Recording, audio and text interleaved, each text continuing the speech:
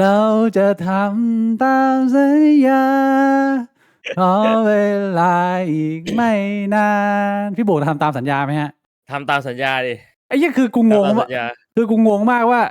คนเขานึกคนมันนึกว่าเราไปสัญญาว่าจะกินเยี่ยวแต่เมื่อไหร่วะ กูงงมาก คือพอมันมีคำว่ากินเยี่ยวทุกคนก็หูดับหมดอะ เฮ้ยทำความเข้าใจใหม่ก่อนนะฮะ คือผมกับพี่บวงเนี่ย ไม่ได้สัญญาว่าจะแดกเยี่ยวนะฮะ เราสัญญากันว่าถ้าทางบ้านทายว่าการเลือกตั้งสหรัฐในครั้งนี้ใครได้เป็นประธานาธิบดีคนต่อไปเนี่ย เราสัญญาว่าเราจะทำโนนัทโนเวมเบอร์กัน ใช่ ไอ้ที่สัญญาคือจะทำโนนัทโนเวมเบอร์ส่วนไอ้กรณีที่ว่าเราจะดื่มน้ำปัสสาวะเนี่ย คือถ้าสมมุติว่าเราไม่สามารถทำชาเลนจ์โนนัทโนเวมเบอร์ได้สำเร็จ คือมันก็มีเงื่อนไขที่เราอาจจะต้องกิน แต่ว่าอันนั้นคือในกรณีที่เราไม่สามารถทำตามที่ตกลงได้ พี่บวงเตรียมใจ คื มา อ ขนาดไหน ไม่ได้มีการสัญญาตั้งแต่แรกว่าจะดื่มน้ำปัสสาวะอะไรทั้งสิ้น พี่บวงเตรียมใจมาขนาดไหนฮะ ก็ต้องเรียกว่าก็พยายามนะพยายามทำใจนะ สำหรับคนที่เตรียมใจจะทำมา4 ครั้งเนี่ย แต่ว่าแตกไป3 ครั้งเนี่ยสำหรับการทำโนนัทโนเวมเบอร์ในครั้งนี้เนี่ยพี่บวงมีความมั่นใจขนาดไหนครับ ก็ต้องบอกว่ามีความมั่นใจเป็นอย่างมากครับ เพราะว่าก่อนหน้านี้เนี่ยเราแค่ทำเล่นๆไง อ่า คือมันก็แบบถึงจุดหนึ่งก็กูจะทำไปทำไมวะช่างแม่ง แต่ว่าอันนี้คือมันมีแบบ something on the line อะมันมีเหมือนแบบว่าสิ่งที่เราจะต้องสูญเสียถ้าสมมุติว่าเราทำไม่สำเร็จ คือไอ้เหี้ยตั้งแต่อาทิตย์ที่แล้วนะพอเล่นกับคนดูเรื่องนี้ไปนะอาทิตย์ที่ผ่านมากูนั่งคุยกับตัวเองว่าไอ้เหี้ยคือจินตนาการหลายๆซีนาริโอว่าพี่กูจะทำได้เปล่าวะแล้วถ้าเกิดกูทำไม่ได้เนี่ยกูจะแดกเยี่ยวได้เปล่าวะอะไรเงี้ยคือกูก็ต้องมานั่งพยายามนึกว่าไอ้เหี้ยขนาดคนลุงสนที่เขายังกินมาตั้งเป็นปีเขายังสุขภาพเขายังแข็งแรงอยู่ให้เรากิน พี่ สัก บิ๊กต้องอย่า แก้ พี่ ว บิ๊ก หนึ่ง อย่าเพิ่งไปนึกถึงขั้นแดกเยี่ยวดิ เอ้า พี่บิ๊ก เหี้ย นึกถึงขั้นแค่ว่าเอาโนนัทโนเวมเบอร์ให้ได้ มัน คน ต้อง เราต้องควบคุมตัวเองได้ ไม่คือมันจะต้องนึกภาพทุกซีนาริโอพี่บวงเรา คือทางบ้านอาจจะนึกว่าเราล้อเล่นแต่ผมว่าเป็นคนจริงจังกับคำพูดไงผมเป็น a man of his word คือเราก็พอเราคุยไปแล้วอ่ะ เราก็มานั่งคิดว่าเฮ้ยมันก็คงจะดีเหมือนกันนะ เพราะว่าเราก็ไม่รู้ไงว่าเยี่ยวมันรสชาติเป็นไงอาจจะเป็นการรีวิว รีวิวเยี่ยวให้กับ เอาเฮียมึงก็ไม่รู้ว่ารสชาติมันเป็นไงถูกปะล่ะเราอาจจะแบบให้ข้อมูลความรู้ได้ ถ้าเกิดว่าจะต้องกิน กูรู้ว่ารสชาติเยี่ยวเป็นยังไง จริงเหรอมึงรู้เหรอ รู้ เป็นยังไง คือมันอธิบายไม่ถูกแต่มันรู้ว่ารสชาติเป็นยังไง เอาใกล้เคียงกับอะไรใกล้เคียงกับอะไร มันก็เค็มนิดนึงอะ น่าจะเป็นอย่างนั้นนะ เค็มเปรี้ยวๆแล้วแต่ว่าอาหารการกินเหรอมั้ง คือมันกูก็ต้องนั่งนึกไปว่าแบบไอ้เหี้ยมันจะทำได้ไหมแต่กูนึกแล้วกูก็คิดว่าถ้าเราผิดคำพูดแล้วก็ทำได้นะเว้ยกูทำได้ แต่ว่ายังไงก็แล้วแต่จะตรงไปตรงมา เพราะว่าก่อนที่ผมจะมานั่งเบสกับคนดู ผมก็ค่อนข้างรู้ชะตากรรมอยู่แล้วว่า มันไม่น่ารอดหรอกเพราะว่ายังไงทรัมป์ก็น่าจะมา แล้วก็ผมก็ถือว่าเตรียมใจมาแล้วในระดับหนึ่งด้วยว่าเฮ้ยไหนๆก็ไม่เคยทำแล้วก็เคยได้ยินพี่บวงพูดมานาน ผมยังไม่เคยมีประสบการณ์ในการทำแล้วก็คิดว่าน่าลอง ถือว่าเป็นประสบการณ์ในการท้าทายตัวเองใหม่ เมื่อวานนี้คลิปลุงสนธิขึ้นมาด้วยนะคลิปช็อตอะ แล้วอันไหนวะ เขาบอกว่า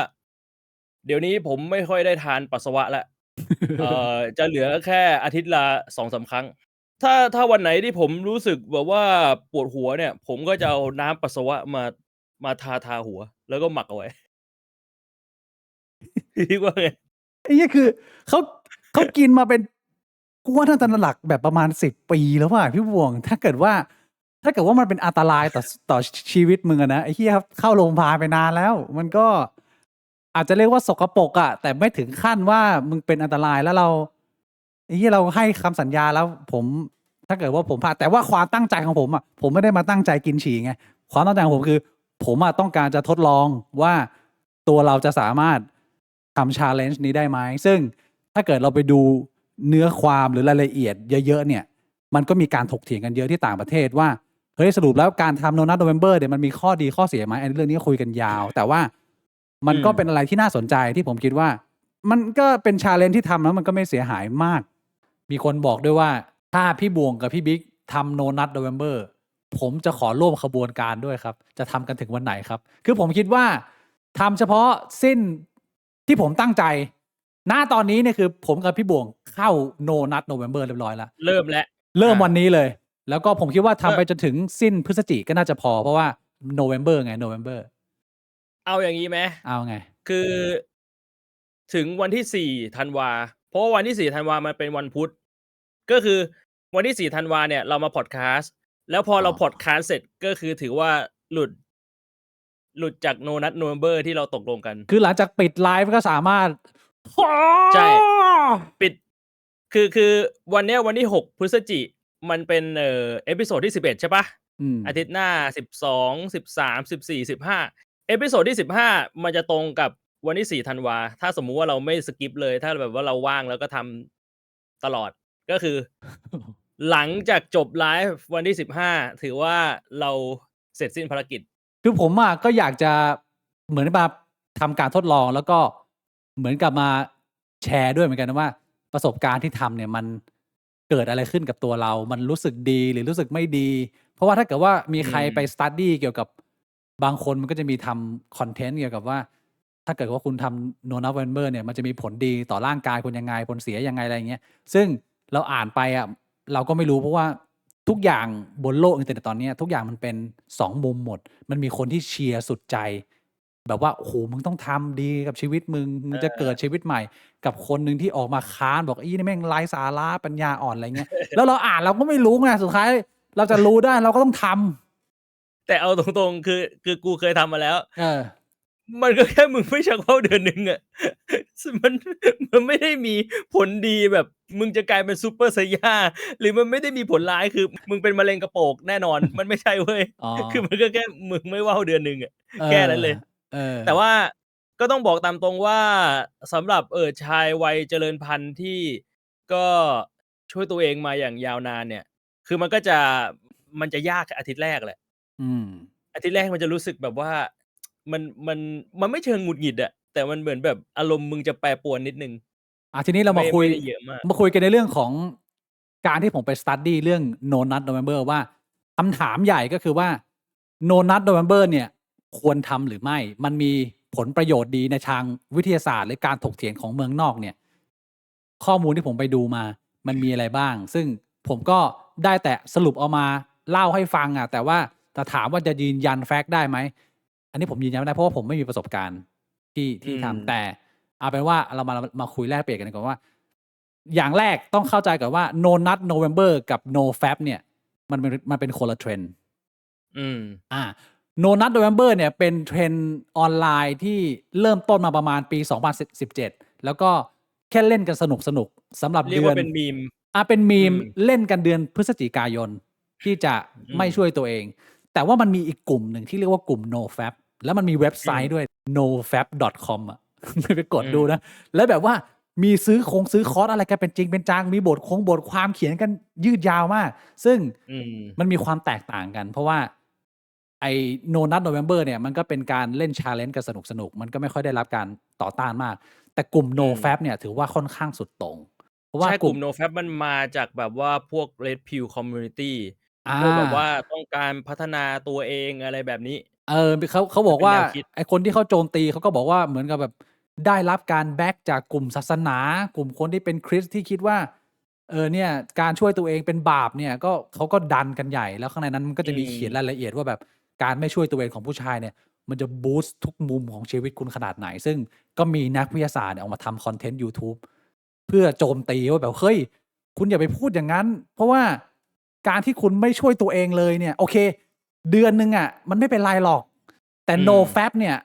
ไอ้คนที่มันทำ NoFap เนี่ย มันผลักดันกันเริ่มต้นกัน 6 เดือนเว้ย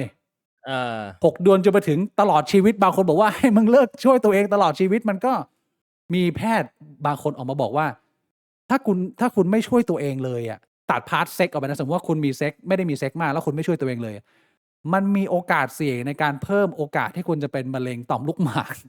ถ้าเกิดว่าคุณไม่ช่วยตัวเองเลย ใช่ไหม? นั่นแหละ แต่ว่าตรงเนี้ยมันเป็นสิ่งที่ต้องทำความเข้าใจ เพราะว่า กูต้องบอกเลยว่ามันมีอยู่ช่วงหนึ่งที่กูก็เสพคอนเทนต์ของแนว Red Pill Community เยอะ แล้วกูก็ไปหาข้อมูล NoFap มาเยอะเหมือนกัน คื ๆ อไอ้ NoFap เนี่ยอย่างที่มึงบอกเลย เขาห้ามช่วยตัวเอง Fap เนี่ยมันเป็นศัพท์แสแลงแปลว่าช่วยตัวเอง แต่เขาไม่ได้ห้ามมีเซ็กส์ อืม จริงๆเนี่ยเขาบอกว่าไอ้การ No Fap เนี่ยจริงๆมันจะช่วยหลายๆอย่างทำให้แบบว่ามึงมีอะไรก็แล้วแต่สุดท้ายเขาก็บอกว่ามึงก็ต้องหาผู้หญิงมามีเซ็กซ์ด้วยอะไรประมาณนี้อืมในส่วนหนึ่งอะเออเพราะฉะนั้นเนี่ยต้องแยกก่อนบางคนอาจจะคิดว่าแบบ No Fap นี่คือแบบว่าต้องแบบเหมือนเป็นพระตลอดชีวิตเลยเหรอห้ามอืมสำเร็จความใคร่อะไรประมาณนั้นเลยเหรออืม มันก็ไม่ใช่อะนะบางคนอาจจะเข้าใจผิดอืมซึ่งก็คือเท่าที่ผมไปดูมาเนี่ยนะมันจะคล้ายๆกับที่เราเคยคุยกันก่อนหน้านี้ว่าทำความเข้าใจกันเลยว่าการช่วยตัวเองเนี่ยไม่ได้เป็นเรื่องแย่แล้วเป็นเรื่องที่ดีด้วยซ้ำมันมีผลอืมดีกับร่างกายและจิตใจไม่น้อยช่วยให้คุณนอนหลับผ่อนคลายลดความเครียดอะไรอย่างเงี้ยเนี่ยอันนี้คือข้อดีคร่าวๆเพียงแต่ว่าสิ่งที่มันเป็นสิ่งที่ไม่ดีแล้วกลุ่มคนที่มาทำ No Nut November หรือทำ No Fap เนี่ยมันเป็นเรื่องเดียวเลยเหมือนที่เราเคยคุยกันก็คือปัญหาของไอ้เรื่องของการช่วยตัวเองอะมันไปอยู่ที่การเสพติดหนังโป๊ใช่มันไปอยู่ที่ประๆคือเด็นนี้คือจริงๆแล้วอันนี้เป็นปัญหาเรื่องการช่วยตัวเองไม่ใช่ปัญหาปัญหาคือหนังโป๊ใช่เออซึ่งการเสพติดหนังโป๊เนี่ยมันส่งผลกระทบหลายแง่มากแล้วตั้งแต่ผิวเผินจนไปถึงเชิงลึก ผมก็คิดว่ามันเป็นตัวอย่างที่ดีที่จะผมมั่นใจเลยว่ามีคนจำนวนมากโดยเฉพาะเด็กๆวัยรุ่นที่ดูเราอยู่ทั้งบ้านเนี่ยเสพติดการช่วยตัวเองว่าอย่าลืมว่าปัญหาการเสพติดหนังโป๊เนี่ยเป็นปัญหาใหม่ในเจเนอเรชันเราอืมก่อนหน้านี้ใช่เนี่ยไม่มีไม่เคยมีคนเอยุคไหนอที่เข้าถึงหนังโป๊แบบ24ชั่วโมงฟรีและอันลิมิเต็ดได้มาก่อน เพราะฉะนั้นปัญหาสังคมที่คนมันเสพติดหนังโป๊เนี่ยมันเป็นปัญหาที่คนยุคเจเนอเรชันใหม่เจอแล้วมันไม่มีเหมือนแบบคนรุ่นพ่อรุ่นแม่รุ่นปู่รุ่นย่าที่อาบน้ำร้อนมาก่อนแล้วแบบมาบอกให้เราเข้าใจว่าเฮ้ยนี่มึงต้องเผาๆบ้างเพราะว่าโอเคใช่ถ้ามึงไปช่วยตัวเองแบบว่ามึงนั่งเทียนหลับตาจินตนาการอันนี้ไม่มีปัญหามีเซ็กเนี่ยไม่มีปัญหาแต่ถ้าเกิดว่าชีวิตของเรามันเริ่มตัดขาดออกจากโลกภายนอกชีวิตมึงมีแค่ห้องมึง กับคอมมึงพอมึงไปทำงานหรือเรียนเสร็จปุ๊บมึงไม่เอาสังคมข้างนอกเลยมึงกลับบ้านมึงแฟบอย่างเดียวมึงแฟบวันหนึ่งแบบ5 รอบ6 รอบ7 รอบแล้วมึงทำทุกวันแล้วมึงทำ7-8 ปีอะมันมีผลกระทบเชิงลึกต่อระบบประสาทแล้วก็อืการมกระตุ้นทางอารมณ์ที่บางครั้งมันอาจจะแก้ไขยากหรือแก้ไขไม่ได้ด้วยซ้ำมันเหมือนกับแบบถ้าใครเคยดูพวก ซีรีส์ Black Mirror อะของทาง Netflix พี่หมวกเคอืยดูไหมมมันจะมีพวกบางทีเขาจะทำเป็นคอนเซปต์เกี่ยวกับอะไรที่มันแปลกๆแหวกแนวอะแล้วมันจะมีพวกแบบอืมฉายให้เราเห็นภาพคนที่ชอบมีเซ็กส์แล้วชอบได้รับความเจ็บปวดไปด้วยอะหรือว่าเป็นคนที่อืเสพติดคมวามเจ็บปวดอะแล้วคนแบบเนี้ยมันไม่ได้มีแค่อยู่ในหนังเว้ยในความเป็นจริงอะมันก็อืมมีคนมันมีที่แบบว่ามึงจะช่วยตัวเองใช่ไหมแม่งต้องไปเอาไอ้เหี้ยกิ๊บหนีบผ้ามาหนีบหัวนม เอาไฟแช็กมาลนตัวเองเอาไฟมาจี้คือนอกจากที่มึงจะต้องช่วยตัวเองแล้วสำเร็จความใคร่อะมึงต้องทำให้ตัวเองเจ็บไปด้วยแล้วอืแล้วพอมึงมทำแรกๆอะมันรู้สึกมันคือกูไม่เข้าใจว่าเขามันยังไงนะแต่ว่ามันมีคนที่เสพติดการช่วยตัวเองแล้วก็เพิ่ม level ของความเจ็บปวดในร่างกายเข้าไปเรื่อยๆแรกๆมึงอาจจะเป็นแค่กิ๊บหนีบผ้ามันหนีบหัวนมอะไรอย่างเงี้ยแต่ว่าอืพอมึงหนีบมไปแรกๆมึงอาจจะเจ็บมึงอาจจะรู้สึกชอบ แต่มึงหนีบไปสัก6 เดือนหัวนมมึงเริ่มชาแล้วเงี้ยมันก็ต้องเพิ่ม level แล้วไอ้เหี้ยเริ่มหนีบส่วนอือื่นมเริ่มอะไรอย่างเงี้ยแล้วกลายเป็นว่าพอมึงทำไปถึงจุดหนึ่งอะมึงมารู้ตัวอีกทีหนึ่งอะมึงร่างกายมึงเปื่อยแล้วอะมึงจะต้องเจ็บขนาดไหนเพื่อที่มึงจะสามารถสำเร็จความใคร่ได้แล้วกลายเป็นว่ามึงไม่สามารถกลับมาอยู่จุดเดิมอะเหมือนที่พี่บุ๋งใช้คำศัพท์ใช่ว่า desensitization อืมก็คือการที่เราเสพติดการสิ่งกระตุ้นแล้วมันเพิ่มดีกรีขึ้นไปเรื่อยๆมันก็จะทำอืให้มการ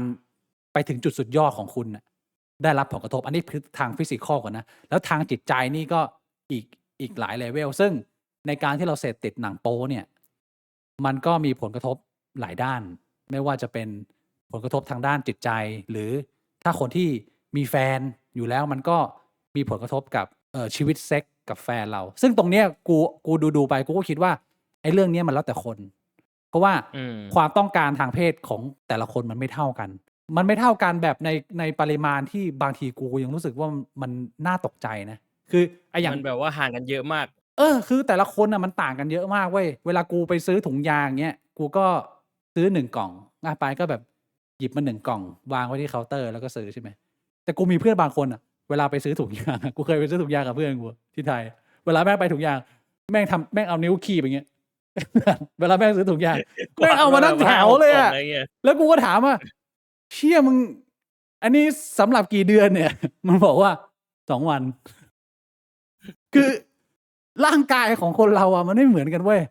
สำหรับคน in general ทั่วไปอ่ะ มันมีความเป็นไปได้ว่าคือไม่ได้เจอแฟนมา2 เดือนแล้วไม่ได้ช่วยตัวเองเลย คือหื่นกระหายมากก็เลย2 วันนี้มันเลยต้องใช้แบบว่าเป็นแค่เบิร์สนั้นเฉยๆป่ะหรือว่ามันตลอดเวลา คือถ้าเกิดว่ามันเป็นอย่างนั้นนะก็เข้าใจ แต่ว่า อืม ไอ้อย่างกรณีเพื่อนกูอย่างเงี้ย มันเป็นอย่างนี้ตลอดเวลา คือ3-4 รอบกับแฟน แล้วพอแฟนหลับปุ๊บแม่งช่วยตัวเองต่อเชี่ยมึงไปเอาพลังวังชามาจากไหนเนี่ย กูแบบที่นี่ไม่ใช่คนละ นั่นหมายความว่าแนวทางในการควบคุมตัวเองของเรากับแนวทางของมันอ่ะ มันใช้ไม่เหมือนกันแน่นอนเว้ยกูใช้แนวทางของกูไปตัดสินมันไม่ได้ เพราะฉะนั้นมันก็ต้องดูเป็นเคส by เคสไป ผมว่าในเรื่องของการว่าการเสพติดหนังโป๊หรือการช่วยเสพติดการช่วยตัวเองเนี่ย มันจะเป็นสิ่งที่แย่ก็ต่อเมื่ออย่างที่พี่วงเคยบอก มันไปรบกวนชีวิตพาร์ทอื่นเราใช่ไหมไม่ว่าจะเป็นการเข้าสังคม หรือความสัมพันธ์กับคนรอบตัว หรือบางคนมีปัญหาจูเริ่มไม่แข็งตัวเต็มที่ เพราะว่าแบบมึงตำยาวเลยอะไรเงี้ยแล้วก็อย่างที่อันหนึ่งที่ผมคิดว่า คนเจอเยอะแล้วผมก็เคยเจอในระดับนึงก็คือ ช่วงที่เราเสพติดการดูหนังโป๊เราก็ดูสิ่งที่มันแบบเหมือนท็อปอ่ะมึงดูของท็อปโลกอ่ะมึงเข้าไหมมึงเลือกของท็อปโลกตลอดมึงเลือกซีนมึงเลือกฉากที่แม่งแบบแม่งบีบแม่งร้าวมาก แต่ว่าในความเป็นจริงมันเป็นของธรรมดาไงเหมือนกับมึงกินภัตตาคารหรูแบบมิชลิน3 ดาวติดต่อกันแบบ2 ปีอ่ะมึงจะมากินข้าวต้มข้างทางหรือมากินข้าวมันไก่ข้างๆบ้านพี่บัวมันก็คงจะแบบมันก็คือมีความฉีกแตกต่างกันมันน่าจะเป็นในมุมนั้นว่ามันคงกำหนดเป็นจำนวนครั้งหรือว่าเฮ้ยแล้วเท่าไหร่ถึงเรียกว่าเสพติดล่ะแบบไหนถึงเรียกว่าเสพติดมันก็คงจะตอบไม่ได้อะเพราะว่าอย่างกูกับอย่างไอ้เพื่อนกูที่แม่งหยิบซื้อเวลาซื้อถุงยางแม่งหยิบอย่างเงี้ยไอ้เหี้ยคือเราคงไม่เหมือนกันใช่ไหมแต่เท่าที่กูไปดูมาในเคสแบบเอาว่า in general ทั่วไปก็คือเขาบอกว่าช่วยตัวเองได้ตามปกติ แต่ว่าถ้าคุณสามารถพักได้ไม่อยากให้ตัวเองเกินเส้นพักแบบ2 วันก็พอแล้วแบบว่าเว้น2 วันช่วยตัวเองเว้น2 วันช่วยตัวเองแค่นี้มันก็ทำให้เรามีการชิฟโฟกัสหรือว่าทำให้เราไม่ไปพึ่งเขาเรียกว่าชีฟโดพามีนแฮกคือเหมือนกับว่าโอเคมึงอาจจะเบื่อกับชีวิตมึงอาจจะไม่มีชีวิตมึงอาจจะเบื่อมากไม่รู้จะทำอะไรแล้วก็มาอาศัยเนี่ยชักว่าวอย่างเดียวเลยสันชักว่าวเนี่ยเป็นรอยยิ้มเดียวของมึงทุกคืนก่อนนอนแล้วมันไม่มีพาร์ทอื่นในชีวิตมันก็ไม่ดีถ้าแบบว่าอยากจะพักคนธรรมดาแพทย์เขาก็แนะนำบางคนนะเขาก็แนะนำว่าเว้น2 วันเนี่ยมันก็ช่วยให้ไข่มึงได้พักผ่อนบ้างอะไรเงี้ยให้มันได้แบบว่าเสริมสร้างให้มันได้หายใจอะไรเงี้ยแต่แพทย์จำนวนมากก็ยังยืนยันเป็นเสียงเดียวกันว่ามันต้องมีการระบายน้ำออกเพื่อสามารถลดเปอร์เซ็นต์ของการเป็นมะเร็งต่อมลูกหมากได้อันนี้ก็คิดว่าทุกคนน่าจะเคยได้ยินรับฟังกันมาอยู่แล้วแต่ในมุมของผมที่ผมสนใจ No Nut November เพราะว่าผมไปเจอคำพูดของนักมวยระดับโลกท่านหนึ่งก็คือคุณไมค์ไทสันหรือ Iron Mike ไปเจอคุณ Iron Mike เขามีพูดเรื่องเกี่ยวกับว่าการมีระเบียบวินัยซึ่งมันอาจจะไม่เกี่ยวกับเรื่อง No Nut November นะแต่ว่ากูไปดูคลิปหนึ่งเขาไม่รู้พี่บัวเคยเห็นหรือเปล่าไมค์ไทสันเขาอธิบายคำว่า discipline ในนิยามของเขาว่าเขาบอกว่าระเบียบวินัยคือการที่คุณทำในสิ่งที่คุณเกลียดแต่คุณทำมันด้วยความรักเนี่ยคือนิยามของคำว่าระเบียบวินัยที่แท้จริงแล้วสำหรับไมค์ไทสันเขาบอกว่าผมเวลาจะ ำความรู้จักกับใคร หรือจะชื่นชอบใครหรือไม่ชื่นชอบใครอะผมมองเรื่องเดียวผมไม่สนใจแล้วว่าคุณจะอยู่การเมืองฝั่งไหน ชีวิตคุณจะเป็นยังไงคุณจะเป็นคนเจ้าชู้ไม่ชู้อะไรเงี้ยผมดูว่าคุณเป็นคนมี discipline หรือเปล่าสำหรับผมอะถ้าคุณไม่มี discipline เนี่ยคุณมันก็ไร้ค่าสำหรับผมเชี่ยเอาไม้แม่งโหดมากพอผมฟังคำนี้แล้วผมก็รู้สึกว่ามันก็เป็นการอธิบายนิยามของคำว่าระเบียบวินัยการมีวินัยในตัวเองได้ค่อนข้างดีมากเลยนะแล้วมันก็ทำให้ผมรู้สึกว่ามันก็น่าลองที่เราจะอดทนอยู่กับสิ่งที่เราอาจจะไม่คุ้นชิน เพราะว่ากูพยายามจะทำความเข้าใจว่าเสพติดหนังโป๊เนี่ยมันเท่าไหร่มันเรียกว่าเยอะเกินไปสำหรับคนทั่วไป ซึ่งแพทย์เขาก็บอกว่าก็ถ้าทุกวันเกินวันละ1 ครั้งเนี่ยก็เรียกว่าเยอะไปแล้วสำหรับคนทั่วไปนะอันนี้ไม่นับเคสแบบอย่างเพื่อนกูนะอย่างเพื่อนกูนี่มันคงจะปกติก็คือถ้าเกิดว่ามึงช่วยตัวเองหนักๆทุกวันน่ะแต่มึงยังมีกำลังวังชามึงยังความหื่นกระหายหรือภาษาอังกฤษเขาใช้คำว่าไอ้ libido อะพี่บุ๋มเคยได้ยินคำนี้ไหม libido ถ้า libido ของมึงมันยังเต็มเปี่ยมมึงยังอยากเข้าหาผู้คนความมั่นใจมันยังมีด้วยตัวเองด้วยเซ็กก็มีไอ้อย่างนี้ไม่มีปัญหาใช่ไหมแต่สำหรับ in general คนทั่วไปเนี่ยถ้าคุณทำตรงนี้ถ้าคุณช่วยตัวเองมากๆจนคุณเริ่มแปลกแยกกับสังคมแล้วอะไรเงี้ยมันก็อาจจะเรียกว่ามากเกินไปน่าจะเป็นมุมนั้นเพราะฉะนั้นก็ผมก็มาลองดูฮะแล้วก็จะมาให้ฟีดแบ็กหลังจากเสร็จสำเร็จน่าจะเป็นไลฟ์ที่15นะพี่บอกนะใช่ก็เนี่ยนะฮะเรื่อง No Nut November สำหรับใครที่อยากจะร่วมจอยกับมหกรรมครั้งนี้นะฮะก็เขาบอกว่าถ้าจะทำ No Nut November ให้ทำด้วยความเบิกบานให้ทำด้วยความร่าเริงอย่าทำด้วยถ้าเกิดว่าทำแล้วชีวิตเศร้าหมองนั่งกัดฟัน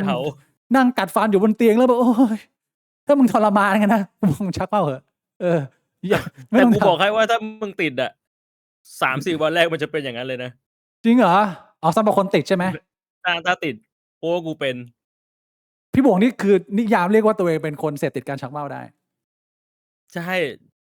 พูดตรงๆก็คือเสพติดเลย โดยเฉพาะช่วง3-4 ปีก่อนที่ทำอ่ะคือมันก็ไม่ได้ถึงขนาดแบบว่ามือสั่นอะไรขนาดเนี้ยแต่มันรู้ได้เลยว่ามันนอนไม่หลับแล้วร่างกายมันแบบมันรู้สึกว่ามันไม่สบายตัวเลยอ่ะเพราะพี่บวงก็ถือว่าเยอะกว่าผมอ่ะถ้าเกิดนับตามตัวเลขคือแล้วตอนนั้นน่ะกูก็ไม่ได้สังเกตตัวเองอะนะแต่กูก็ถามไนท์ว่าก็อยู่กับไนท์บ่อยกูก็ถามไนท์ว่าไนท์สังเกตเห็นความเปลี่ยนแปลงในตัวพี่ไหมอะไรแบบเนี้ยไนท์ก็บอกว่าก็ดูกูร่าเริงขึ้นนะณตอนนั้นที่ทำอะทำไปกี่วันแล้วถึงร่าเริงขึ้นโอ้ก็จนเดือนหนึ่งอะ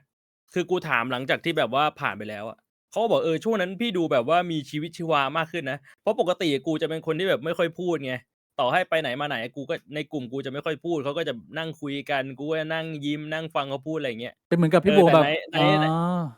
นายเขาบอกว่าช่วงนั้นเหมือนแบบว่าพี่แบบว่ากระตือรือร้นมีชีวิตชีวากระฉับกระเฉงขึ้นอะไรแบบเนี้ยอ้าวแสดงว่ามันมี energy อะแสดงว่า benefit ในเรื่องของที่เขาบอกว่าถ้าเกิดว่าคุณสามารถหยุดช่วยตัวเองมาประมาณ2 สัปดาห์แล้วเนี่ยไอ้ที่เขาเคลม benefit เขาบอกว่า mental health ของคุณมันจะ strong ขึ้นคุณจะมี confidence แล้วก็มันจะทำให้ mood ของคุณเนี่ยมัน stabilize แล้วก็คิดว่ามันเห็นผลนะคนมี concentration มากขึ้นมีสมาธิมี productivity ในชีวิตคือไอ้มุมพวกเนี้ยกูอ่านแล้วกูก็ไม่รู้ไงเพราะกูไม่เคยทดลองแต่พี่บวงรู้สึกว่ามันมีผลในความเป็นจริงอะคือก็ต้องบอกว่าอ้างอิงจากคำพูดของคนรอบข้างอะนะคิดว่ามันมีผลแล้วตัวมึงอะเอาฟีลมึงอะอย่างที่กูบอกอะมันมีผลแต่ว่ามันไม่ได้ถึงขนาดแบบเหมือน limitless ประมาณว่ามึงกินยาอะไรก็ไม่รู้แล้วมึงสมองมึง bright มันไม่ใช่ขนาดนั้นแต่ว่ามันมีผลจริงก็คือแบบเพราะมึงนึกภาพว่าเหมือนมึงออกกำลังกายทุกวันแล้วอยู่ๆมึงหยุดออกกำลังกายอะมึงก็จะรู้สึกว่าวันนั้นมันพลังงานมึงล้นอะมันก็คอนเซปต์เดียวกันแหละการทำให้แบบว่าเทสโทสเตอโรนมึงอยู่ในระดับที่แบบเพิ่มขึ้นน่ะมันก็มีงานวิจัยในเรื่องของฮอร์โมนเทสโทสเตอโรนของผู้ชายนะที่เขาบอกว่าคือการหยุดช่วยตัวเองเนี่ยมันจะเพิ่มปริมาณเทสโทสเตอโรนให้กับผู้ชายซึ่งในงานวิจัยซึ่งมีจำนวนแซมเปิลมันน้อยมากแล้วก็เขาก็บอกว่ามันจะสามารถเพิ่มได้จริงทำให้คุณ ฮอร์โมน อืม ฮอร์โมนชายมันเข้ามากล้ามเนื้อของคุณมันก็ขยับขยายแข็งแรงมากขึ้น แต่ว่าบนงานวิจัยอะเขาบอกว่ามันได้แค่7วัน แล้ว มันเป็น temporary เป็น ชั่วครา temporary ว แล้วมันก็จะกลับมาเป็นในระดับปกติ ซึ่งมันก็ถ้าให้กูสรุปคร่าวๆกูคิดว่าก็ช่วยตัวเองแล้วแบบมีพักบ้างอะมันดีกว่ามึงอัดต่อเนื่องทุกวันกูว่านะ มันน่าจะดีกว่า อืม ในมุมของทั้งทางกายภาพแล้วก็ทั้งทางจิตใจสำหรับคนแบบเราทั่วไปนะ ไม่นับไอ้เคสแบบเพื่อนกูนะไอ้แบบนั้นก็คือเขาต้องการปลดปล่อยมากไอ้เหี้ยคือมันเต็ม ปี เปี่ยม ศาจอะ มันเป็นปีศาจไอ้เหี้ยมันเป็นแบบเซ็กแมชชีนอะ ก็ อืม ดูเป็นเคสๆไปแล้วกัน ซึ่งผมก็สำหรับใครที่มีปัญหาเหมือนพี่บวงนะฮะเสพติดหนังโป๊ก็ ถือว่าโอกาสนี้เรามาทำกันเป็นเพื่อนกันแล้วกันนะ แล้วก็มาดูว่ามันได้ผลดี มันไม่ได้ผลยังไงอะไร มั เงี้ น ยก็ มันเป็นยังไงบ้างในแต่ละวันแบบว่า3วันแรก5วันแรกอาทิตย์แรกเป็นยังไงแล้วหลังจากนั้นเป็นยังไงค่อยๆดูไป อืม อืม